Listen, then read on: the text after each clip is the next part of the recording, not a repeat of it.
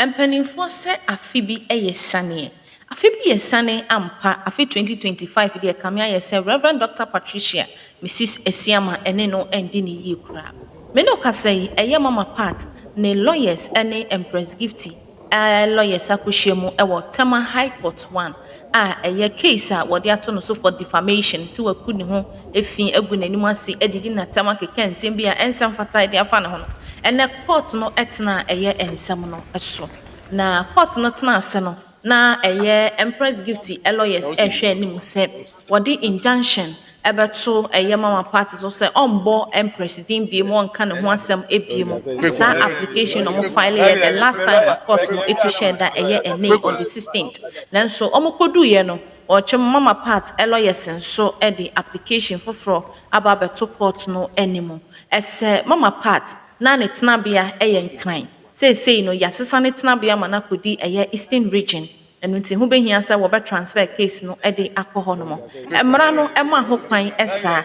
Ɛsɛ usiw obi ha. Ɛyɛ the defendant no bia wɔte area wɔ environment a ɔwɔ no ɛhɔ ɛna wɔde ɛyɛ wɔ application no ɛbɛkɔ. Enti Mama Part lawyers edi file na emom no ɔmo nso ɔmo bɛ work against it sɛnea ɛbɛyɛ a ɔmo enim sɛ wa file for appeal a ɔmo gu so a ɛyɛ application ho adwuma. Enti sɛ kɔba na sɛ wɔgye ɛyɛ saa application no tom na yɛ transfer case no kɔ Eastern region na ɛnɛ no yɛbɛte ane sɛ Mama Part ne yama ne bill anaasɛ na appeal no yɛagye ato mu ma wɔsan aba nkran bi mu a ɛno nso na afei ɛna ɔmo ba abɛ transfer case na na wɔyɛ nsɛm bi a wɔgye to mu a enye eyie ma court no etu ahyɛ ɛyɛ ɛda na ma yɛnhwɛ nneɛma bi. Abusua wɔn sɛ nipa yi a nhum wɔn mu. Ai.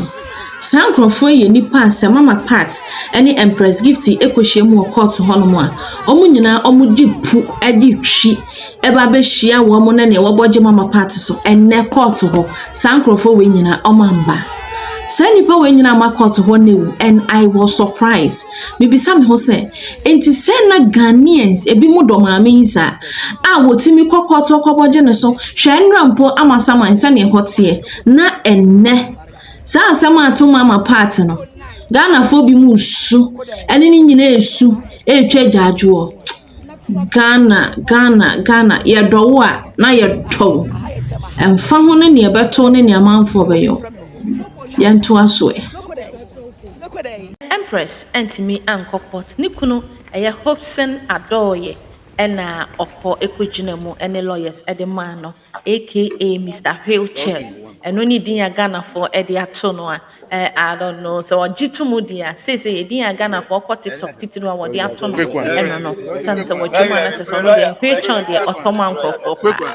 And going forward fast forward Mama Part ɛnra nso ɛna obepie mu wɔ ɛyɛ Amasaman court a ɔno nso ne bi oyandi antum enti afe bi ɛyɛ sane afei na me ya ti aseɛ Mama Part fa her court but they believe say nyame ɛwɔ hɔ. We all believe in God sense and training besi ɛma maame etimi afiri mu afiri no wasua something from 8 a wɔkyena bi no ɛma no nsan kopie mu ɛwɔ prison bi and ne Ghana for kana sɛ anka bɛyɛ anka Empress Gifty so far no de nka wontwa ɛyɛ ensɛm no ɛso enso sɛ ne yɛkotie ne lawyer no ɛma o state no practically ne sɛ ɛnyɛ Empress Gifty a case ɛna ɛde Mama Part akwakopi mu nsɛm defamation entimi mfa ne nkɔ prison.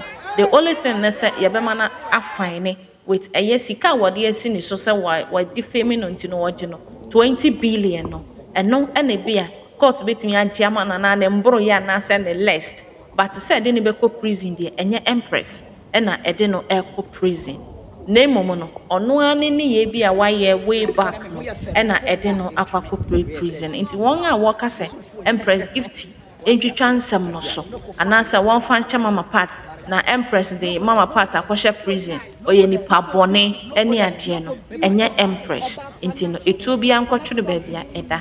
How do you see it say Empress AJ case no mu a will it be good ɛbɛboa and then nanka yeba abe movie application for interlocutory injunction appended since May I filed the writ of summons no but no pay yebedru ye no na yehu say lawyers for Madam Patricia Siedwa and so the application biapa.